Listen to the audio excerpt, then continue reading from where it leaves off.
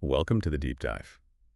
There's just so much information flying around these days, it's hard to know what to focus on. So we try to cut through that noise, get to the core of what really matters. And today, we're looking at a story that maybe hasn't been front and center for everyone, but it's definitely coming into the light now.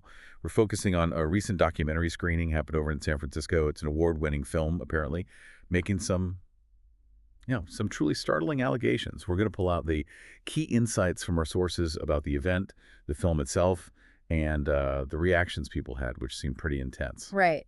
And our mission today, really, is to unpack what this film is saying, look at how the audience responded. Those reactions were quite varied, quite powerful. Think about the bigger picture. What are the implications here? Because they seem to stretch way beyond just one country. Kind of prompts you to think about how this sort of information lands with all of us. Okay, so let's dive in then. The film itself. What is state organs? What's it actually claiming that's causing such a reaction? Okay, so the film is called State Organs. The Chinese title is Mayor. It premiered July 20th, 2025. This was at the San Francisco Public Library. And it drew a decent crowd, nearly 100 people from all sorts of backgrounds.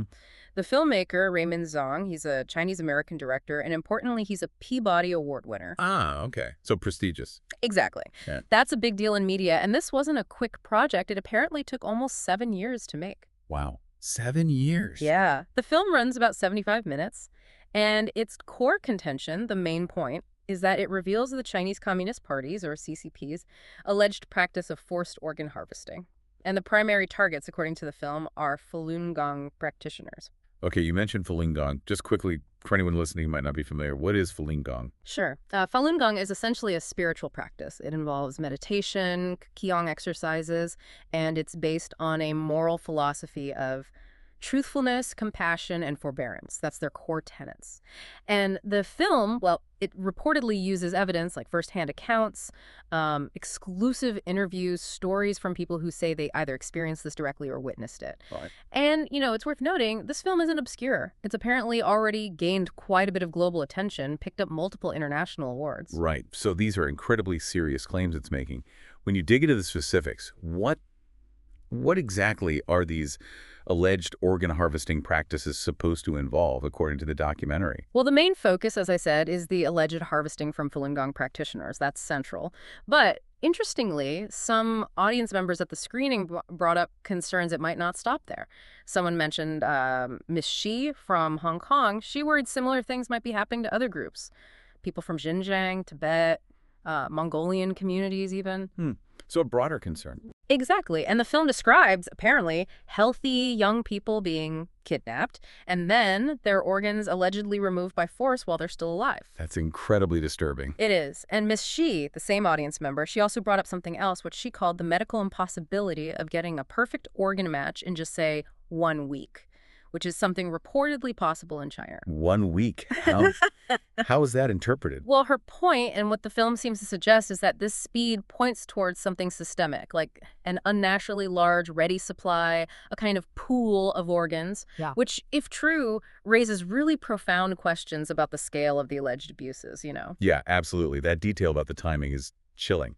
Were there any other specific accounts from the film that really hit the audience hard? Yes, definitely. Miss Shi actually shared one specific, very graphic detail from the film that terrified her. She said there was a part with a CCP military doctor describing how he allegedly saw the live removal of an eye from a soldier who was under 18. Yeah, she said she immediately covered her ears. It's difficult stuff to even talk about, let alone watch, you'd imagine. But this kind of specific graphic account really drives home the alleged nature of these crimes, beyond just statistics or general claims. Oh, okay. Given the gravity of all that, the disturbing details, it makes sense the audience reaction was strong. What do the reports say about how people felt, how they processed this? You're right. The reports really emphasize that emotional impact. People at the screening were described as being very shocked, finding it difficult to believe, but also expressing a really strong desire to, quote, widely spread the truth. So yeah, a lot of shock and indignation was the general feeling reported. It clearly hit people hard. Can you share some specific examples? What did individual audience members say really stuck with them? Sure. There was Jan N., a San Francisco local.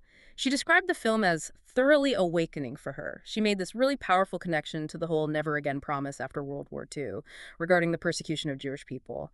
And then she hears these reports of alleged mass killings for organs. And she was especially alarmed by the idea that even Americans going to China for transplants might be, unknowingly caught up in this. That's a heavy thought. Yeah.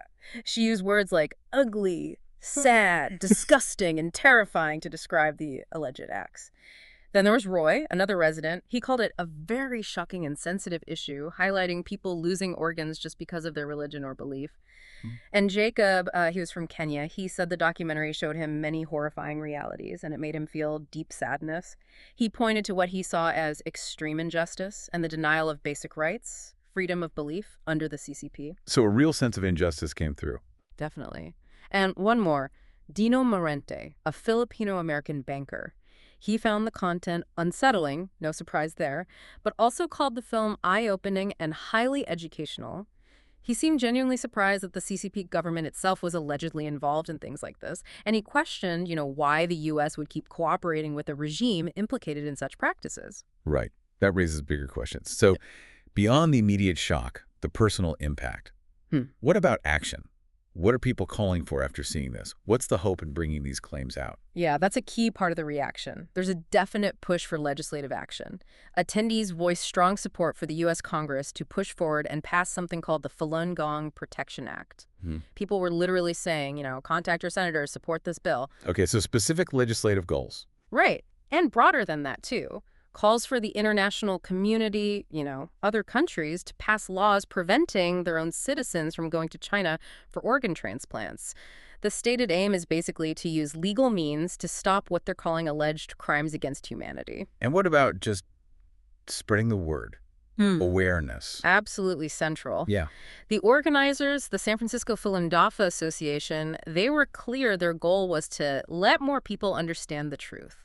The host of the Q&A session, Susanna, she urged everyone there to share how important this issue is.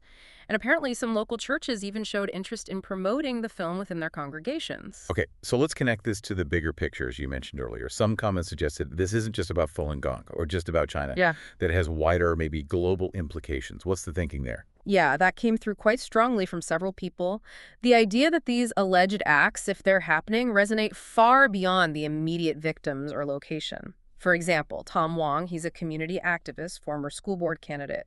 He argued that if the CCP is persecuting Falun Gong, a group advocating truthfulness, compassion, and forbearance, values he called universal, then in his view, that the CCP is persecuting every one of us. He called it a great atrocity against humanity. Strong words. Very. He also specifically called on President Trump to pressure China on this. And Susanna Sue, who hosted the Q&A, she's also the Epoch Times bureau chief in San Francisco, she framed it similarly. She said these alleged crimes aren't just China's problem, but a real threat to the world, something that impacts, quote, the freedom and future of our next generation. So it's framed not just as a human rights issue, but potentially impacting, global governance, maybe even power dynamics. Exactly. That connection was made. Gordon Latz, a lawyer, he linked these alleged atrocities directly to the CCP's totalitarian style of rule, its heavy militarization. He argued these actions completely violate the spirit of democracy and fundamental human rights. Wayne Hankins from the Universal Peace Federation took an almost philosophical view. He saw it as the ultimate battle between justice and evil, feeling that exposing the truth means evil will have nowhere to hide. Interesting perspective. And his wife, Reiko Hankins, who is Japanese-American, she brought in another angle. She worried about Japan's political direction. She mentioned seeing a news clip of Japan's Prime Minister Kishida bowing very deeply to Xi Jinping, and she lamented that, in her view, many politicians bow down to the CCP for money and benefit. So concerns about political influence as well. Yes. And finally, Lone Lone, a filmmaker originally from Myanmar. Yeah. He had a powerful take. He called the alleged organ harvesting one of the most bizarre human rights abuses he'd ever encountered, and undoubtedly one of the most serious cases, pointing out that this kind of alleged state-led persecution hasn't really faced justice yet. Right. Okay. We've really taken a deep dive here into something that, as we've heard from the sources, is, well, it's profoundly shocking. Deeply unsettling. This documentary, State Organs, and the reactions we've discussed from the screening, they certainly lay bare some incredibly grave allegations, and they really force you to think about the wider implications. Absolutely. You have these powerful testimonies from the film reported by the audience. You have these calls for specific laws, urgent pleas just to make more people aware. It really leaves us and you, the listener, with a significant question to mull over, doesn't it? In this world where everything feels so connected, when you're faced with claims this intense, this disturbing, what's our responsibility? Individually, collectively, is it just to learn about it? Or is there a call to act? Or maybe just to keep questioning, keep exploring? It's a lot to consider.